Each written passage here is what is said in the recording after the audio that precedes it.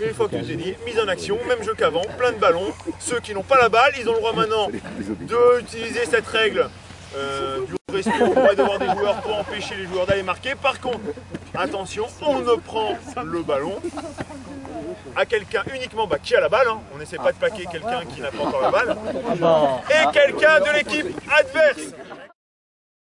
On peut s'entraider à défendre et on peut s'entraider à marquer un essai, ça me va, il n'y a pas de... Mais on a le droit de passer la balle alors? On peut passer le ballon. Faire dans notre exercice. Enlever des ballons, Petit à petit, on va enlever les ballons. Donc on part avec, j'en ai déjà enlevé 3, voilà. Et là, petit à petit, on va enlever les ballons pour qu'il y ait de plus en plus d'opposition. Allez, c'est parti, on se mange par deux. On court, et moi je vais quelques ballons encore.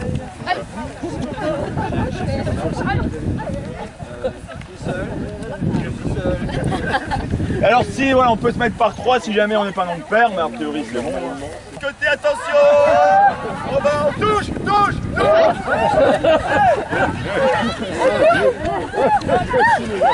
Avec des lycées. Maintenant, essai.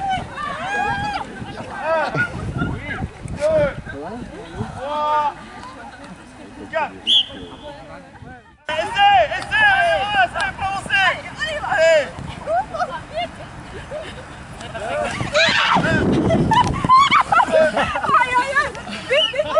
Non, c'est sorti. Stop, ok. Il y a un plaquage dans le jeu. Là, éventuellement, on peut faire un arrêt sur l'image, on arrête, on approche, et c'est là qu'on voit la troisième règle. Tant qu'on n'a pas de plaquage, on les joue. Là, on imagine un plaquage, on arrête, les joueurs au sol, on dit limite rester au sol, et on va expliquer. Le joueur qui a été plaqué, il doit lâcher le ballon. Donc, soit quand il tombe au sol, il lâche le ballon à côté de lui, soit il fait une passe tout de suite, mais il doit lâcher le ballon. D'accord? Il lâche le ballon, son objectif c'est de se relever. Celui qui a plaqué, une fois qu'il est sûr qu'il a tenu le joueur, qu'il est au sol, il doit lâcher le plaqué et pareil, se relever. Il n'a pas le droit de plaquer des mains sur le ballon. Parce que ça, ils vont le faire. Et après, tous les joueurs qui sont autour, qui veulent ramasser le ballon, ils ont le droit. Vous allez voir au début, dès qu'il y a un joueur au sol, ils vont faire quoi? Ils vont sauter dessus pour essayer d'attraper le ballon. Et c'est là qu'il y a un risque que les joueurs se fassent écrabouiller. Donc à ce moment-là, tous les joueurs qui veulent ramasser le ballon, c'est simple, c'est debout. Debout sur ses deux pieds. Ok, on essaye. Attention, on touche. 1, 2, 3, 4 dans son camp. 1, 2, et on se mélange par deux. On se mélange, essaye. 1, 2, allez, quelqu'un, validez. Voilà, quand on n'a pas de ballon, on peut se demander qui on peut aider. Soit à attaquer, soit à défendre. Allez, essaye. 1, il faut bloquer les jeunes là, il faut bloquer. 2, 3. Là, ce qu'on a fait, on peut le faire avec toute la classe. On est 18 ou 30 élèves, on ne fait que 2 équipes pour essayer de solliciter tout le monde.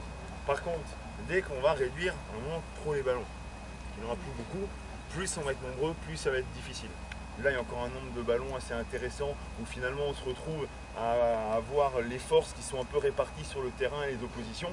Donc c'est jouable. Si on se retrouve avec 10 joueurs sur chaque joueur qui a la balle, et qu'en plus il y a plusieurs groupes, nous en tant qu'intervenants ou qu'enseignants, ça va être difficile de contrôler s'il n'y a pas de soucis de sécurité, s'il n'y en a pas qui viennent plaquer dans les groupements, s'il n'y en a pas qui viennent mettre les mains. Voilà. Donc quand il y a beaucoup de ballons, que c'est encore des petits groupes, on essaye un peu de tout maîtriser.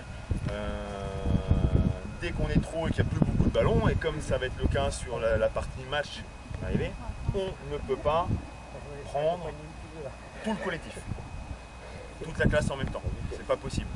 Donc là, nous ce qu'on vient de faire là jusqu'à maintenant, ça représente 90% d'une première séance. Voilà.